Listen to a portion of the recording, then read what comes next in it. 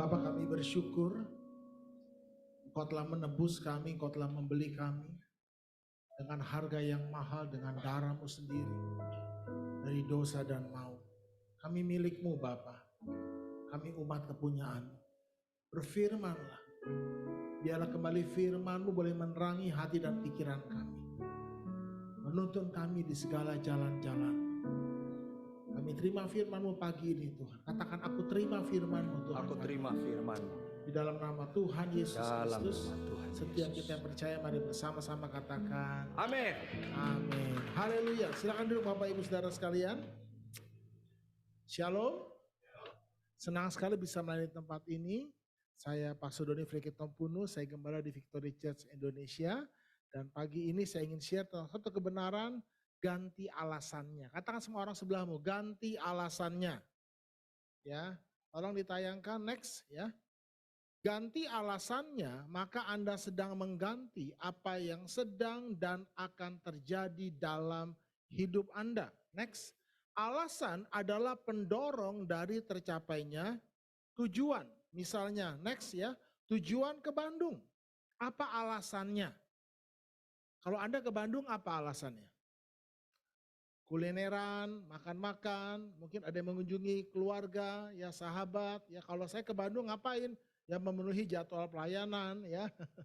Kalau Pak Marco ke Bandung ngapain? Mungkin urusan bisnis ya. Next ya. Jadi tujuannya bisa sama, namun alasannya bisa beda-beda. Ya, next, alasan itu bisa kuat, bisa lemah, alasan bisa benar, bisa salah. Next, misalnya saya ke Bandung. Alasannya apa? Makan-makan, kulineran. Jalan tol macet. Dapat info jalan tolnya retak Pak. Jadi semua mobil putar balik. Kalau alasan saya ke Bandung hanya sekedar untuk kulineran, makan-makan, apa yang terjadi? Ya langsung putar balik. Tapi kalau alasan saya ke Bandung, ada nyawa, istri, anak, orang tua saya ditentukan ya oleh kehadiran saya di kota Bandung, whatever it takes, apapun yang terjadi, saya harus tiba di Bandung. Jadi, next, alasan itu menentukan, tolong bukan yang ini, jadi alasan itu menentukan tercapainya tujuan. Katakan sama-sama yuk, 2, 3. Alasan menentukan tercapainya tujuan. Next, jadi, baca keras-keras, ganti alasannya, maka Anda sedang mengganti apa yang sedang dan akan terjadi dalam hidup Anda. Next, contoh misalnya, apa alasan Anda menikah? Itu menentukan bahagia tidaknya pernikahan Anda. Banyak orang menikah, kalau saya tanya sama pasangan-pasangan yang mau menikah, apa alasan kamu menikah? Dan kebanyakan mereka menjawab, alasan mereka menikah adalah kebahagiaan. Kalau kebahagiaan itu menjadi alasan Anda menikah, berarti sebelum menikah Anda tuh tidak bahagia. Bisakah dibayangkan dua orang yang tidak bahagia menikah? Apa yang terjadi dengan pernikahannya? Bilang sama sebelahnya, hancur. Ya, jangan jadikan kebahagiaan sebagai alasan Anda menikah. Kalau gitu alasan yang benarnya apa, Pastor? Kita baca sama-sama dalam 1 Tesalonika pasal 4 ayat 3 sampai 4. Baca sama-sama 2, 3. Karena inilah kehendak Allah, pengudusanmu, yaitu supaya kamu menjauhi percabulan, supaya kamu masing-masing mengambil seorang perempuan menjadi istrimu sendiri dan hidup di dalam pengudusan dan penghormatan. Jadi pastikan sebelum Anda menikah, Anda tuh sudah bahagia. Dan Anda menikah dengan orang yang bahagia. Dan alasan kita menikah bukan kebahagiaan. Alasan kita menikah adalah kehendak Allah. Dan apakah kehendak Allah? Pengudusanmu. Karena tidak ada kebahagiaan tanpa kekudusan. Tuhan menaruh kebahagiaan di dalam kekudusan. Hubungan yang kudus. Katakan yuk, hubungan yang kudus. Kebahagiaan tidak ada dalam kekayaan. Kalau kebahagiaan itu ada dalam kekayaan, makanya harusnya Orang yang paling kaya, yang paling banyak uangnya, harusnya paling bahagia. Tapi berapa banyak orang-orang yang secara financial, mereka tidak masalah, tapi pernikahannya masalah. Dan ingat baik-baik, Amsal berkata apa? Lebih baik sepiring sayur, namun dengan kasih. Daripada lembu tambun, tapi dengan kebencian. Tuhan menaruh kebahagiaan bukan di dalam kekayaan, tetapi di dalam hubungan yang didasari oleh kekudusan. Katakan amin. Lebih baik dulu Bu Sandy, kata seorang ibu budak pada istri saya. Suami masih susah, tapi setia. Dibanding sekarang udah punya 4 toko di Tanah Abang, selingkuh sama karyawannya. Sakitnya di mana ibu-ibu? Di sana sini udah kan? Nggak ada artinya kan? Dan kebahagiaan tidak ada dalam penampilan tertentu.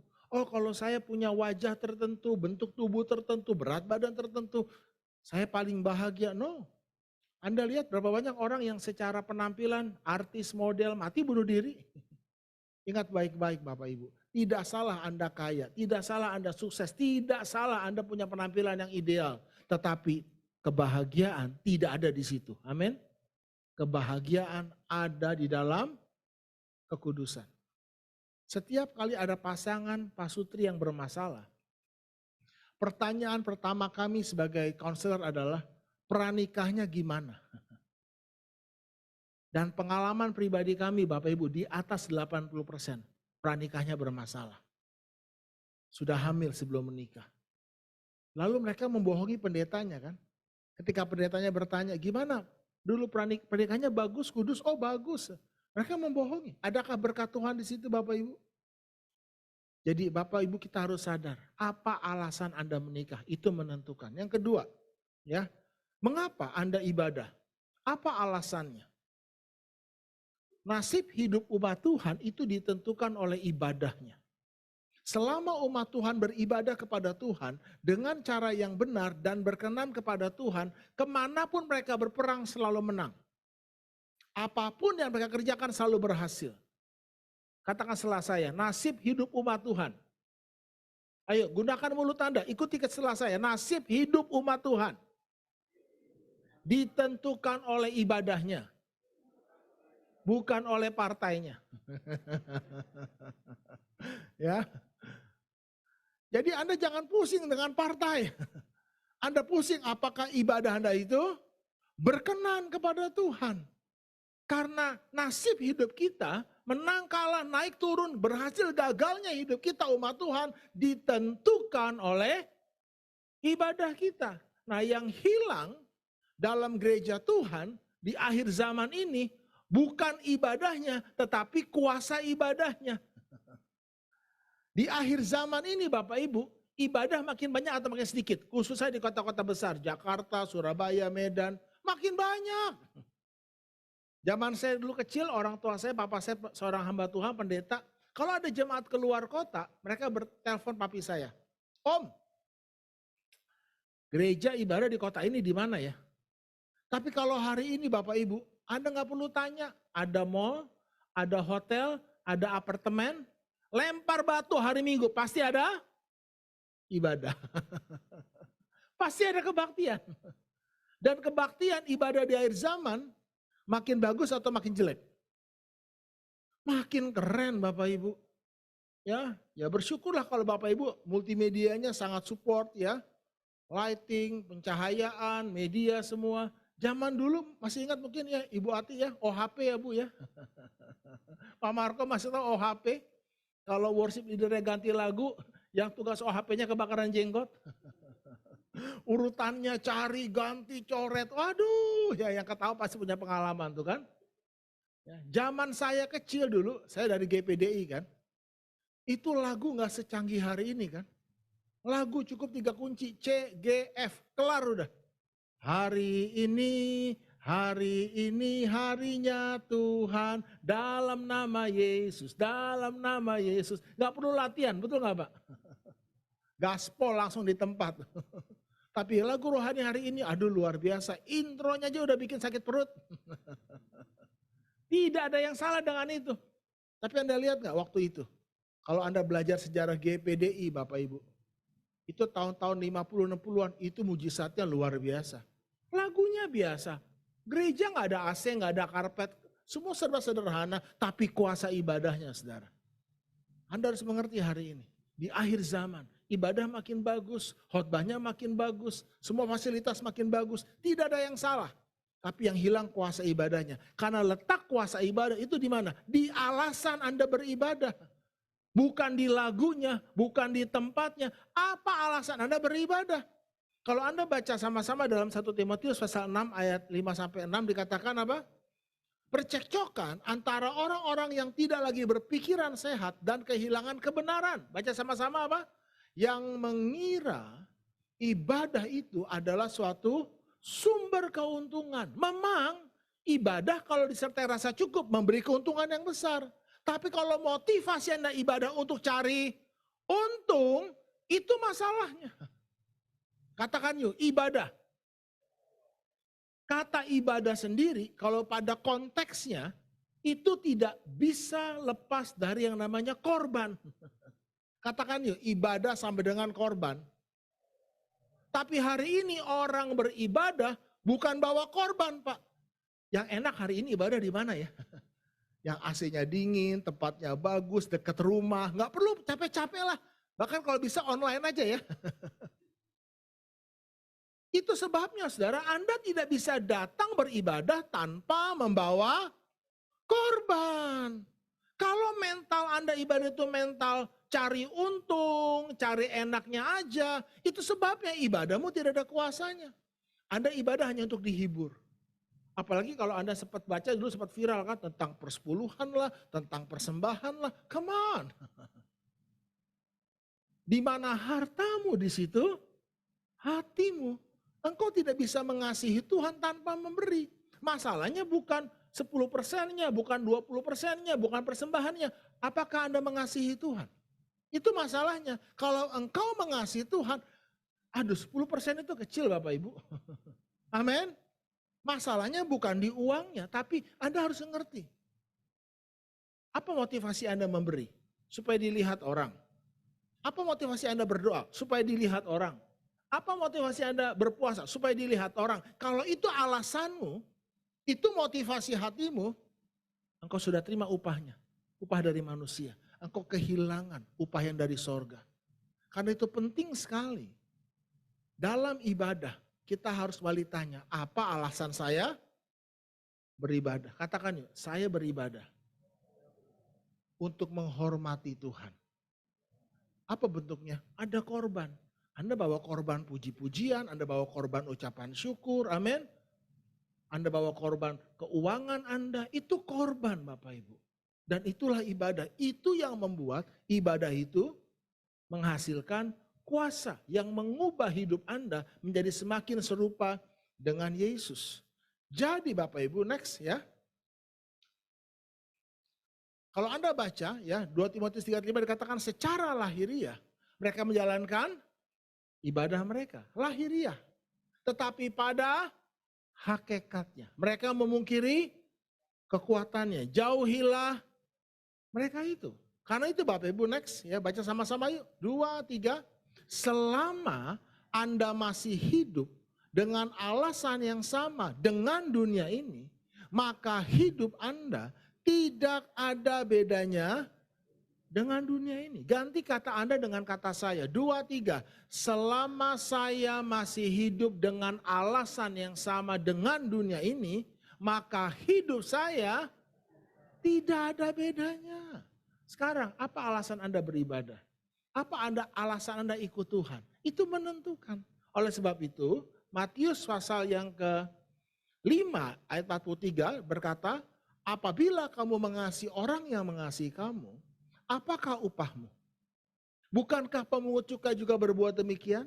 Dan apabila kamu hanya memberi salam kepada saudara-saudaramu saja, apakah lebihnya daripada perbuatan orang lain? Bukankah orang yang tidak mengenal Allah pun berbuat demikian? Jadi next, selama Anda masih hidup dengan alasan yang sama dengan dunia ini, maka hidup Anda tidak ada bedanya. Next, karena itu ganti alasannya. Maka Anda sedang mengganti apa yang sedang dan akan terjadi dalam hidup Anda. Mengapa saya khotbah ini Bapak Ibu? Karena kita sudah menjelang akhir tahun kan.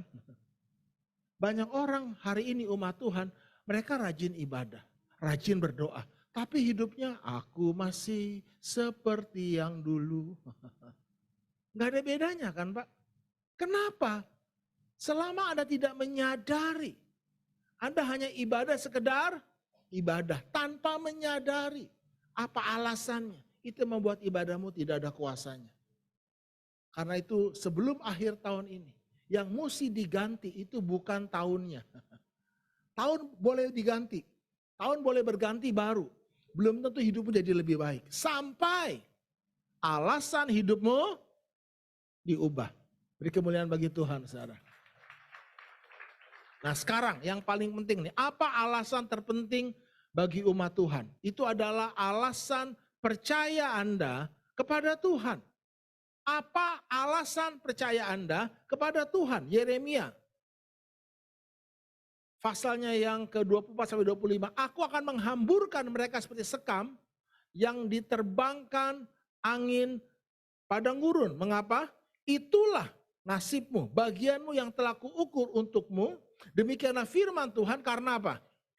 Karena engkau melupakan aku dan mempercayai dusta. Jadi saudara, apa alasan Anda percaya kepada Tuhan itu menentukan hidup Anda. Karena inilah yang mengalahkan dunia. Apa itu? Iman kita. Apa yang membuat umat Tuhan tidak dapat masuk ke tanah perjanjian? Karena mereka tidak punya alasan yang benar dan kuat untuk percaya kepada Tuhan. Dasar percaya mereka kepada Tuhan itu salah Bapak Ibu. Kalau kita baca ayatnya dalam Ibrani 3:19, baca sama-sama yuk, 2, 3. Demikianlah kita lihat bahwa mereka tidak dapat masuk ke tanah perjanjian oleh karena ketidakpercayaan mereka. Dengar baik-baik. Saya sering kali ulangi kebenaran ini supaya Anda dan saya sadar. Kekristenan bukan bicara tentang bagaimana mati bisa masuk sorga. Tetapi bagaimana kita bisa hidup di bumi seperti di sorga. Saya ulangi lagi. Kekristenan bukan berbicara bagaimana kita mati bisa masuk sorga. Tetapi bagaimana kita bisa hidup di bumi seperti di sorga. Karena Tuhan tidak pernah merancang untuk manusia hidup di sorga. Itu bukan ide Tuhan, itu ide agama. Segala sesuatu pada mulanya itu sebuah ide. Bangku yang ada duduki, baju yang kita pakai, semua yang kita miliki hari ini, semuanya pada mulanya sebuah ide. Termasuk tempat ini pun pada mulanya sebuah ide. Kita pun manusia pada mulanya sebuah ide. Idenya siapa? Idenya Tuhan. Katakan setelah saya ini idenya Tuhan. Apa ide semula Tuhan ketika Tuhan menciptakan manusia? Baiklah kita menjadikan manusia menurut gambar dan rupa kita. Supaya mereka berkuasa di bumi. Ada kata di surga di situ. Jadi Anda harus sadar, angkat tangan semuanya. Ikutin saya, sadar. Anda harus sadar bahwa Tuhan tidak pernah merancang manusia hidup di sorga. Itu bukan idenya Tuhan, itu ide agama. Makanya goal hidup kita sebagai umat Tuhan bukan mati masuk sorga. Goal hidup kita sebagai umat Tuhan bagaimana hidup di bumi seperti di sorga. Itulah tanah perjanjian. Bahasa perjanjian lamanya promised land. Itu perjanjian lama. Perjanjian barunya land of promises. Jadi tanah perjanjian bicara tentang kita mengalami kepenuhan janji Allah dalam hidup kita di bumi ini. Yang setuju katakan amin. Katakan yuk, lewat hidup saya. Kehendak Allah yang di sorga terjadi di bumi. Dalam keluarga saya. Dalam bisnis saya. Dalam apa yang saya kerjakan. Amin. Beri kemuliaan bagi Tuhan. Itulah kekristenan Bapak Ibu. Dan kunci untuk kita mengalami penggenapan janji Allah di bumi ini adalah iman. Karena ketidakpercayaan mereka. Mereka tidak dapat masuk mengalami penggenapan janji Allah. Mereka tewas di padang gurun. Karena apa? Karena ketidakpercayaan. Jadi next, pastikan alasan percaya Anda pada Tuhan itu benar dan kuat. Next, bukan percaya yang buta. Ingat baik-baik, asal percaya. No. Bicara iman itu bicara tentang pengertian, understanding. Percayalah kepada Tuhan dengan segenap hatimu dan janganlah bersandar kepada pengertianmu sendiri. Katakan setelah saya, percaya yang didasari pengertian yang benar. Itulah percaya yang benar-benar. Bukan cuma asal percaya. Nggak bisa asal percaya Bapak Ibu. Percaya Anda dan saya harus didasari oleh pengertian yang benar. Next, kalau gitu apa alasan percaya saya pada Tuhan? Yang pertama adalah perbuatan Tuhan untuk saya. Bukan perbuatan saya untuk Tuhan. Efesus pasalnya yang kedua 8-9 berkata apa? Baca sama-sama yuk. Sebab karena kasih karunia kamu diselamatkan oleh iman, itu bukan hasil usahamu, tetapi apa? Pemberian Allah, itu bukan hasil pekerjaanmu. Jangan ada orang yang memegahkan diri. Anda lihat itu? Apakah itu iman? Ingat baik-baik. Sebab karena kasih karunia oleh iman, kamu diselamatkan. Oleh iman kamu diselamatkan. Apa itu iman? Ingat, catat baik-baik. Iman bukanlah respon Tuhan pada apa yang kita perbuat. Iman adalah respon kita pada apa yang Tuhan telah perbuat. Saya ulangi lagi. Iman bukan respon Tuhan kepada apa yang kita perbuat. Iman adalah apa? Respon kita. Katakan respon saya kepada apa yang Tuhan telah perbuat. Anda dan saya diselamatkan bukan karena perbuatan kita untuk Tuhan kan?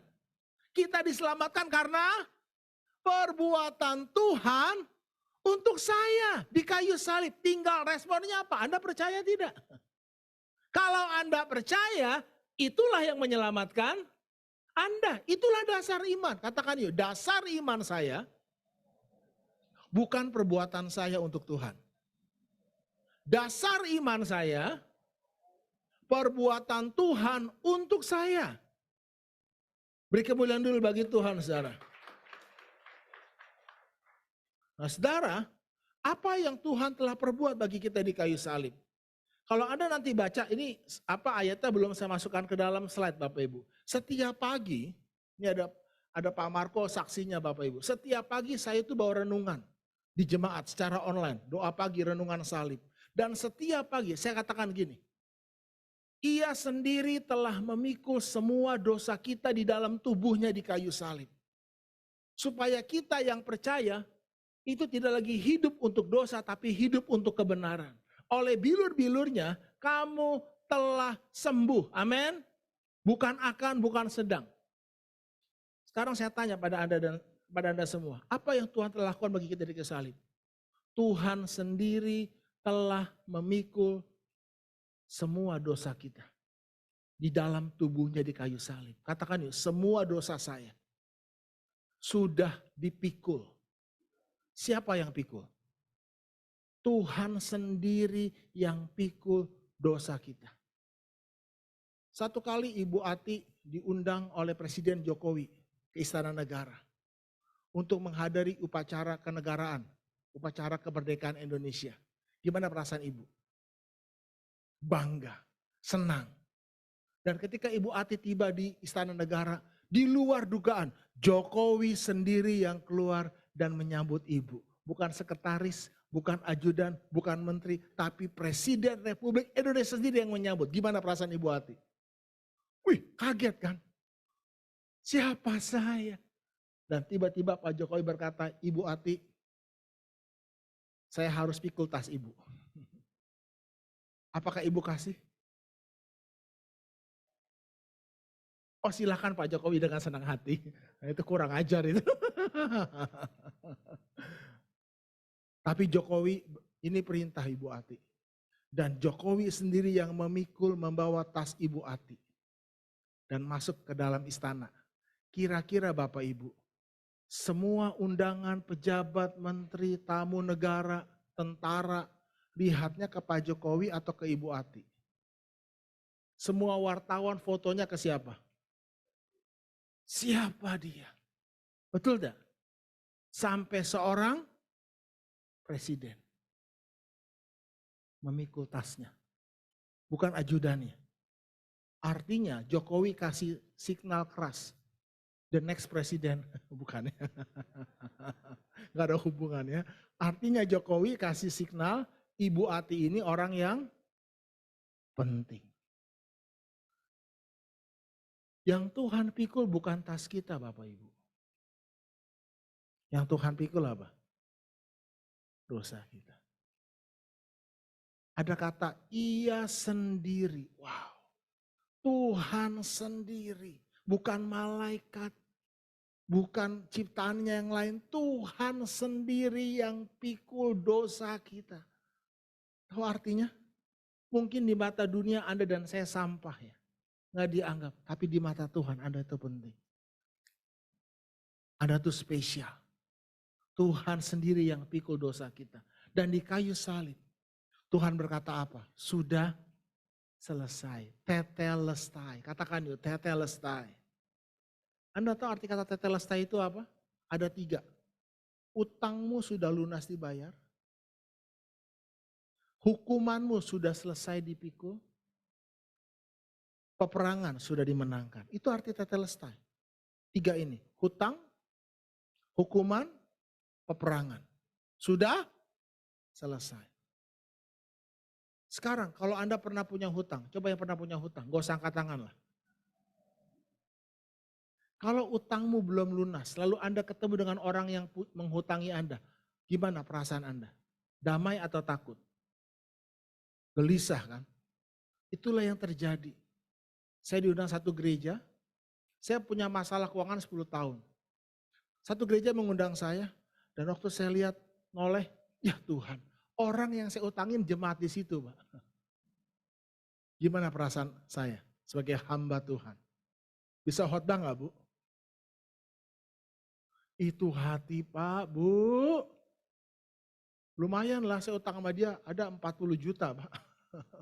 Kalau cuma utang 100 ribu, Mak, ya demi 100 ya. Pinjam 100 nggak apa-apa, tapi kalau 40 juta, Pak. Saya nggak bisa khotbah. Saya mesti datang ke dia, Pak, mohon maaf saya belum bisa bayar hutangnya. Walaupun dia berkata, is okay pastor, saya ngerti. Tapi tetap utang belum lunas, hati itu nggak tenang. Dan itu nggak bisa dibuat-buat. Tapi hari ini sudah selesai Pak Bu, udah lunas. Kalau saya ketemu dia gimana? Udah biasa tuh, tetelestai, katakan sudah selesai. Itu udah damai Pak. Saya mau beritahu, utang dosamu sudah lunas, amin. Siapa yang pikul semua dosa kita? Tuhan sendiri, Pak. Penebusan Tuhan untuk semua dosa kita itu sempurna, katakan amin. Sempurna, Pak, udah selesai. Kalau Anda punya utang udah dibayar, Anda masih takut, yang salah di mana? Ya bego-begonya Anda tuh. Sekarang saya tanya pada Anda orang benar atau orang berdosa? Nggak usah ragu kan? Nggak usah. Kalau Anda tanya sama saya, pastor ini orang benar atau orang berdosa? Saya orang benar, saya suci Pak, saya kudus, gak ada lagi dosa.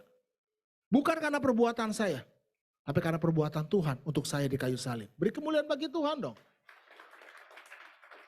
Saya hidup benar bukan supaya jadi orang benar. Saya hidup benar karena saya orang benar. Saya jadi orang benar bukan karena perbuatan saya. Karena semua dosa saya sudah selesai dipikul. Makanya saya hidup benar Pak. Karena saya orang benar. Hukuman sudah dibayar lunas. Perlu takut enggak? Anda dijatuhi hukuman, sebutlah 5 tahun penjara. Anda jalani 5 tahun, Anda keluar bebas. Perlukah Anda takut?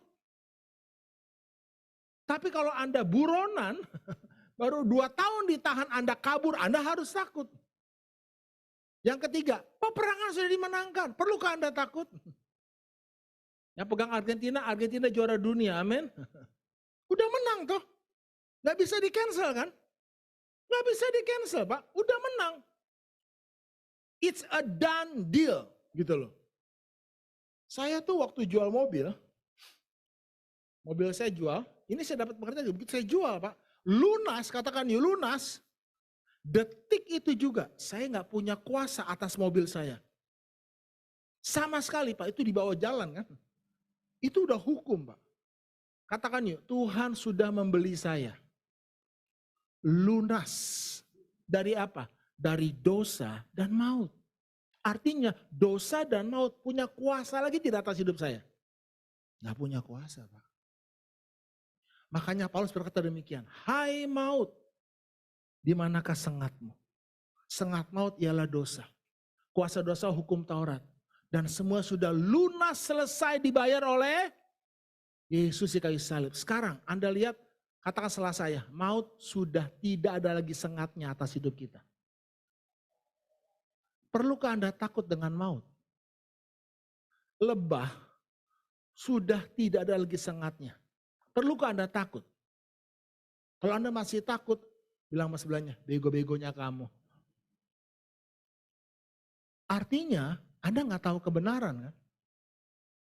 Saya tahu kebenaran itu Pak. Bukannya sok ya. Saya katakan sakit penyakit itu ilegal dalam tubuh saya. Kenapa? Karena dosa saya sudah dibayar lunas di kayu salib. Ini bakal panjang nih kalau saya bahas ini. Waktunya nggak cukup, saya mesti pulang. Ada acara di gereja. Tapi saya mau katakan seperti ini Bapak Ibu. Kalau Anda boncengin Jokowi, misalnya Pak Marco boncengin Presiden Jokowi. Pakai helm. Sama-sama pakai helm. Di stop Pak, ada rahasia di depan. Perlu takut nggak Pak? Anda jangan bengong, Anda jawab, perlu takut nggak? Kenapa Anda nggak perlu takut? Karena yang menyertai Anda lebih besar dari yang di luar sana. Kalau Anda takut, wajar nggak? Anda boncengin presiden nih, ada razia, diperiksa semuanya, Anda nggak perlu takut. Kenapa? Ada presiden tuh. Rumah Pak Marco, asal Anda tahu, sudah dibeli lunas oleh Presiden Jokowi. Sejak hari itu rumah Pak Marco rumah siapa? Rumah presiden. Lalu ada yang lempar batu Pak, ganggu-gangguan preman-preman kampung Pak. Perlu takut nggak? Bapak tinggal keluar ngomong gini, bro salah tempat, ini bukan rumah gua lagi, ini rumah presiden. Tubuh saya ini bukan tubuh saya lagi Pak, ini tubuh siapa? Tubuh Kristus. Wow, katakan ya tubuh Kristus. Roh yang sama yang membangkitkan Yesus dari antara orang mati. Roh yang sama ada di mana? Di tubuh saya. Karena itu Anda harus punya pikiran yang benar. Ya, saya berusaha singkat nih supaya Anda ngerti. Ya, dasar percaya saya bukan perbuatan saya untuk Tuhan. Dasar percaya saya perbuatan Tuhan untuk saya dan saya berdiri teguh di situ. Kalau ada maling masuk ke rumah Anda, lalu Anda berkata, oh sudah kehendak Tuhan, itu kan bego-begonya Anda. Anda harus tunduk kepada Allah, lawan iblis, iblis lari daripadamu. Setan itu musuh yang sudah dikalahkan. Halo? Sakit penyakit itu musuh yang sudah dikalahkan. Ada seorang namanya Pak Budi Catering, Pak Marco kenal. Dia datang sama saya konseling, pusing karena banyak setan di dapur usaha cateringnya. Dan setannya itu setan yang norak, caper, cari perhatian. Lagi tidur, karyawannya dipindahin, pintulah kebuka sendiri, piringlah terbang gitu kan.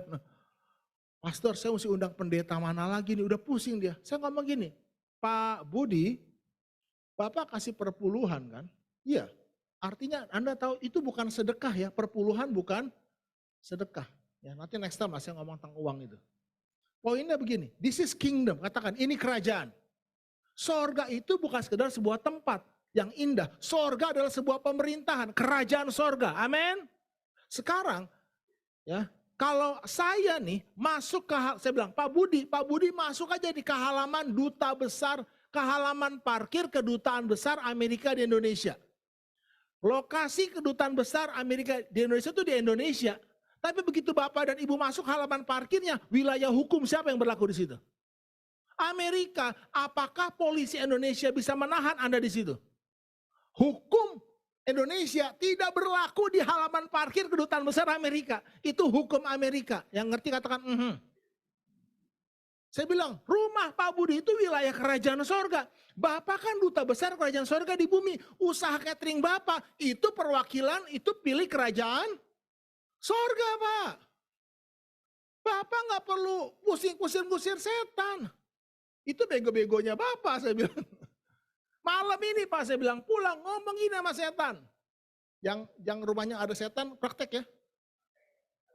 Dia ngomong gini, setan, saya bilang, dia bilang, setan. Salah tempat, bilang apa? Ini rumah bukan rumah saya lagi. Ini rumah siapa? Rumah Tuhan. Jadi lebih baik mulai sekarang keluar. Dia ngomong gitu dengan ringan. Bilang sama sebelahnya, gak perlu ngotot. Dia musuh yang sudah dikalahkan. Tolong kalau Anda ngerti kingdom mindset, Anda pasti berubah. This is kingdom. Tahu apa yang terjadi? Besok paginya karyawannya bingung. Itu suasana berubah Pak. Gak perlu pakai minyak, gak perlu pakai bahasa roh tengking sana, ngapain? Dia musuh yang sudah dikalahkan. Senjatanya itu cuma satu, tipuannya. Bodoh-bodohnya kita kalau kita ditipu karena kita gak tahu kebenaran. Tetelestai, sudah selesai. This is kingdom. Dia gak punya kuasa lagi. Beri kemuliaan dulu bagi Tuhan Bapak Ibu. Dan hari ini Bapak Ibu, tadinya usahanya kan ya Anda tahu lah ya, suka ya ada main-main dikit sama dinas. Bersih Pak. Wah diberkati luar biasa. Tapi jangan main-main ya. Jangan sampai misalnya Pak Marco rumahnya di rumah Pak Jokowi udah dibeli nih. Dipakai buat pelacuran, dagang narkoba, apa yang terjadi? Pak Marco berurusan langsung sama Jokowi. Barang siapa merusak bait Allah, bukan setan Pak, Allah sendiri akan merusak dia. You deal with me directly. This is kingdom. Anda mengerti? Itu namanya takut akan Tuhan Bapak Ibu. Jangan pakai tubuhmu untuk hal-hal yang cabul gitu. Tubuhmu itu bait Allah. Amin. Dan kita ini bait Allah. Lihat apa yang Tuhan telah perbuat. Bukan lihat apa yang kita telah perbuat. Makanya imanmu tangguh. Amin. Katakan ya, iman yang tangguh adalah iman yang didasari. Bukan pada perbuatan saya. Tapi perbuatan Tuhan untuk saya. Anda berdiri di atas dasar itu. Anda mengalahkan dunia. Beri kemuliaan bagi Tuhan, saudara. Yang kedua, apa alasan percaya pada Tuhan? Perkataan Tuhan. Sebab apa yang telah difirmankannya akan dilakukan Tuhan di atas bumi sempurna dan segera. Tuhan hanya melakukan apa yang telah Ia firmankan. Bukan apa yang Anda doakan atau minta. Karena itu, ya, next, aku tahu, Ayub ya, bahwa engkau apa? Sanggup melakukan segala sesuatu dan tidak ada rencanamu yang gagal. Kenapa Abraham bisa percaya dia jadi bapak banyak bangsa? Padahal secara fisik, secara hasilnya Pak, dia sudah tua, gigi tinggal 2, hanya tidak nemplok di jendela. Kalau itu, burung kakak tua. Dan rahim Sarah sudah tertutup. Dan nama Abram diubah jadi Abraham, bapak banyak bangsa di usia 90 tahun. Orang bilang apa? Apa dasarnya? Betul nggak? Apa dasarnya Abraham percaya? Sebab Tuhan telah mengatakannya. Dan Tuhan berkuasa melaksanakan apa yang telah Ia janjikan. Karena itu Bapak Ibu, ini prinsip saya. Next tolong, baca sama-sama yuk. 2, 3. Sebab hidup kami ini adalah hidup karena percaya pada apa yang Tuhan katakan, bukan karena apa yang saya lihat. Karena itu next ya, baca keras-keras yuk. Percayai perkataan Tuhan lebih dari apa yang Anda lihat, pikir, dan rasakan. Selama Anda lebih mempercayai apa yang Anda lihat, pikir, dan rasakan lebih dari apa yang Tuhan katakan, itu sebabnya Anda punya masalah. Karena kita yang sebenarnya, bukan apa yang kita lihat, bukan apa yang kita pikir atau kita rasakan. Kita yang sebenarnya adalah apa yang Tuhan katakan. Ingat baik-baik ini Bapak Ibu. Sebelum manusia jatuh dalam dosa, manusia hidup 100% dari apa yang Tuhan katakan. Bukan dari apa yang dia lihat, pikir, atau rasakan. Saya ulangi lagi. Sebelum manusia jatuh dalam dosa, manusia hidup berapa persen? 100%. Dari apa yang Tuhan katakan. Bukan dari apa yang dia lihat, pikir, dan rasakan. Camkan ini baik-baik. Sebelum manusia jatuh dalam dosa, manusia telanjang atau tidak telanjang? Jawab. Telanjang. Setelah manusia jatuh dalam dosa, manusia telanjang atau tidak telanjang? Lalu apa bedanya? Sebelum jatuh dalam dosa, manusia telanjang. Setelah manusia dalam dosa, manusia telanjang. Anda tahu bedanya di mana? Dengar baik-baik. Sebelum manusia jatuh dalam dosa, manusia tidak pernah berpikir dirinya telanjang. Tidak pernah melihat dirinya telanjang. Bahkan tidak pernah merasa dirinya telanjang. Bukan karena mereka tidak telanjang. Tetapi karena Tuhan tidak pernah mengatakannya.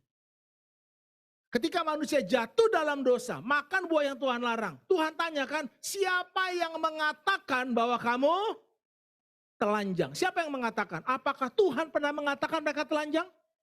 Apakah ular pernah mengatakan mereka telanjang? Lalu siapa yang mengatakan kalau kamu tuh telanjang? Siapa? Dirinya sendiri kan? Manusia hidup dirancang oleh Tuhan untuk hidup dari apa yang Tuhan katakan. Manusia hidup bukan dari roti saja, tapi manusia hidup dari setiap perkataan yang keluar dari mulut Allah. Katakan setelah saya dirancang Tuhan untuk hidup, sembuh, sehat, bahagia dari apa yang Tuhan katakan. Lebih dari apa yang saya makan. Tapi hari ini Bapak Ibu, kenapa banyak umat Tuhan sakit? Lemah, stres.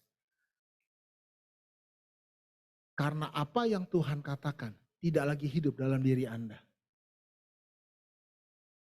Sampai mati pastor, sampai mati nih. Kami tidak akan pernah lupa apa yang orang itu katakan tentang keluarga kami. Perkataan yang menyakitkan, Anda ingat sampai mati. Perkataan Tuhan kemana? Perkataan dokter lebih hidup kan? Perkataan hasil lab lebih hidup kan? That's why Anda tidak dapat hidup dari apa yang Tuhan katakan. Sampai apa yang Tuhan katakan hidup dalam diri Anda. Hai anakku, perhatikan perkataanku. Arahkan telingamu kepada ucapanku. Jangan semuanya itu menjauh dari matamu. Simpanlah semua perkataan itu dalam lubuk hatimu. Maka semua perkataan itu akan menjadi kehidupan. Bagi mereka yang mendapatkannya. Gak semuanya. Anda bisa dengar khotbah yang sama dari orang yang sama di waktu yang sama. Tapi dapatnya beda-beda kan. Karena yang satu sambil makan ciki, main game. Yang satu sungguh dapatnya beda-beda. Dan apa? Dan kesembuhan bagi seluruh tubuh mereka. Saya tahu kebenaran ini. Perkataan Tuhan itulah kebenaran. Bukan apa yang saya lihat. Apa yang saya lihat bisa salah, bisa ditipu. Tapi apa yang Tuhan katakan itu yang menjadikan semua yang saya lihat. Mana yang lebih dulu ada? Yang saya lihat atau perkataan Tuhan yang tidak terlihat? Apakah Anda lihat perkataan saya? Perkataan saya itu pikiran saya. Perkataan pikiran saya tidak terlihat. Jangan berkata nggak ada ya.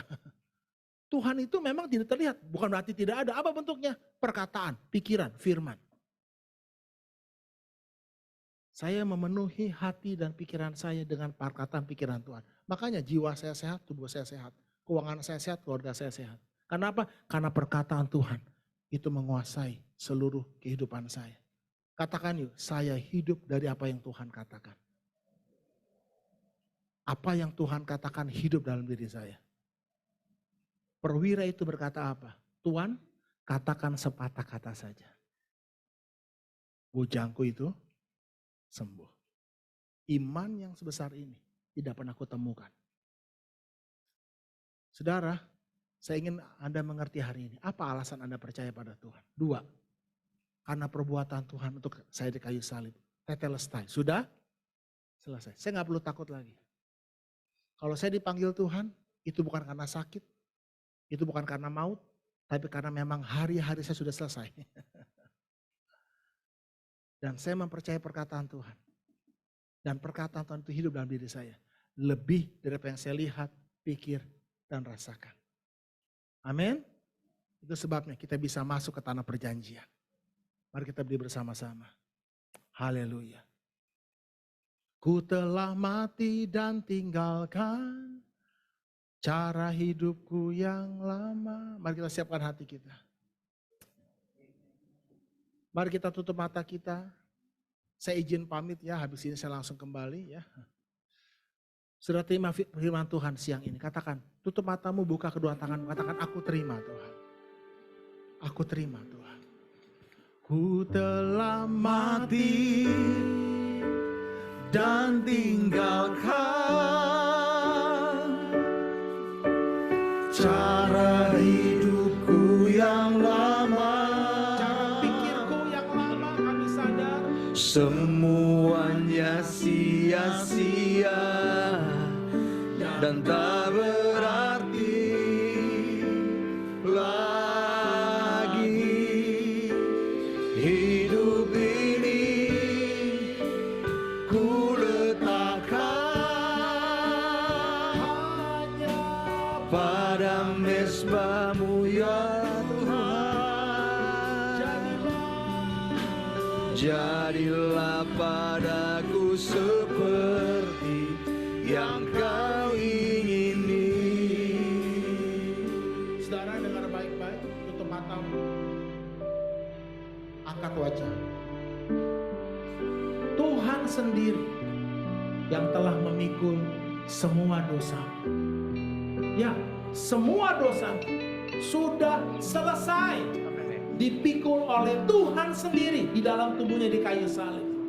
Jadi dengar apa yang aku katakan kepadamu, anakku. Dosamu sudah dihapuskan. Amin. Engkau suci, anakku. Engkau kudus karena aku kudus. Bukan karena perbuatanmu, tapi karena perbuatanku untukmu di kayu salib. Aku mau kau terima itu. Katakan, aku terima Tuhan. Aku terima Tuhan. Dan aku berkata kepadamu, dosa, maut tidak punya kuasa lagi atas hidupmu.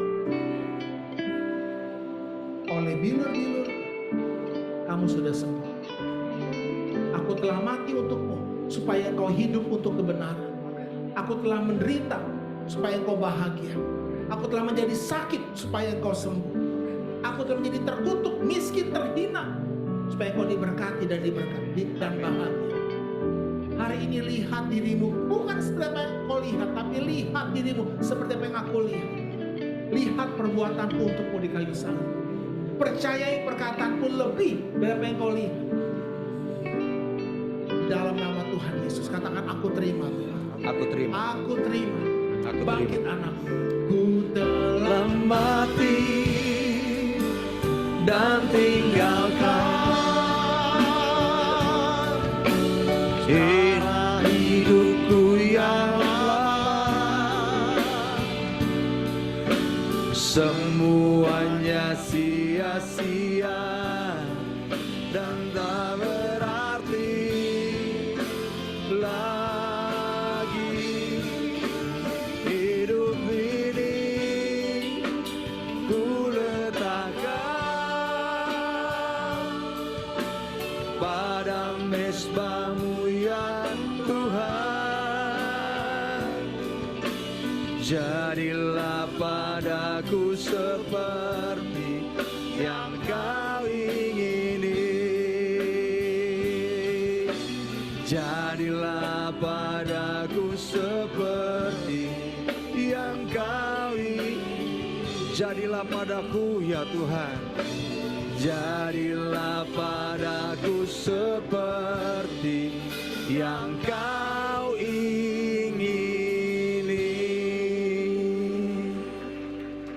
Ya Tuhan, jadilah kepada setiap kami firman yang Kau sampaikan itu terjadi dalam kehidupan kami ya Tuhan.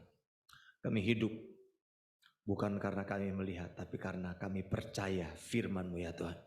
Makasih Bapa, kami berdoa buat hamba-Mu Pastor Doni Tompuno yang sudah jadi saluran berkat Tuhan, menyampaikan isi hati Tuhan buat kami. Tuhan kiranya mengurapi, memakai hamba-Mu ini Pastor Doni dengan lebih dan lebih lagi untuk hormat kemuliaan nama Tuhan. Terima kasih Bapa di sorga, kami mengucap syukur dan kami berdoa dalam nama Tuhan Yesus. Haleluya.